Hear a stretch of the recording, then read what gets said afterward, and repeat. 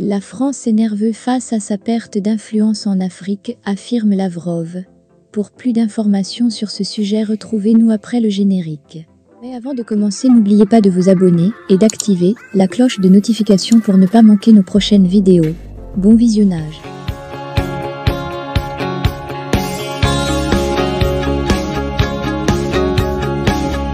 La France n'est pas à l'aise devant l'émancipation des pays africains, qui sortent peu à peu de sa sphère d'influence, a déclaré le chef de la diplomatie russe. Il travaille par ailleurs avec ses partenaires au prochain sommet Russie-Afrique. Alors que la France est chahutée du Mali à la Centrafrique en passant par le Burkina, Paris semble s'inquiéter de cette perte du magistère sur le continent, a déclaré Sergueï Lavrov.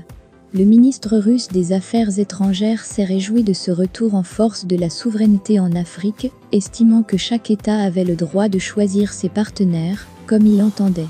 La voix solidaire de l'Afrique dans les affaires mondiales sonne de plus en plus juste, et nous nous félicitons du processus d'émancipation globale des pays du continent. Cela est observable dans le rétrécissement de la sphère d'influence néocoloniale de la France en Afrique centrale et occidentale, ce qui provoque une réaction plutôt nerveuse à Paris, a-t-il ainsi déclaré. Le ministre a ajouté que la Russie était solidaire avec les pays en développement qui souhaitent voir aboutir le processus de décolonisation dans le respect des normes internationales et des décisions de l'ONU. Sommet Russie-Afrique, la Russie se prépare par ailleurs pour le second sommet Russie-Afrique qui se tiendra à Saint-Pétersbourg en juillet. Les contacts diplomatiques se multiplient pour recevoir divers ministres des Affaires étrangères du continent, a assuré Sergueï Lavrov. Nous travaillons avec les Africains pour remplir le deuxième sommet Russie-Afrique.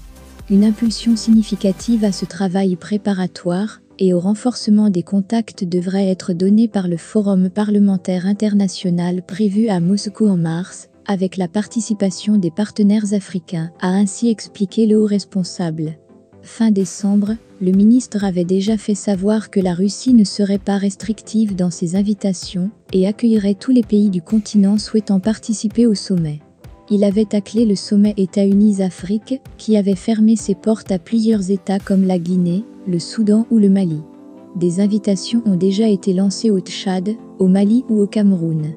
L'Afrique du Sud, où Sergueï Lavrov s'est rendu fin janvier, a déjà annoncé sa participation au sommet.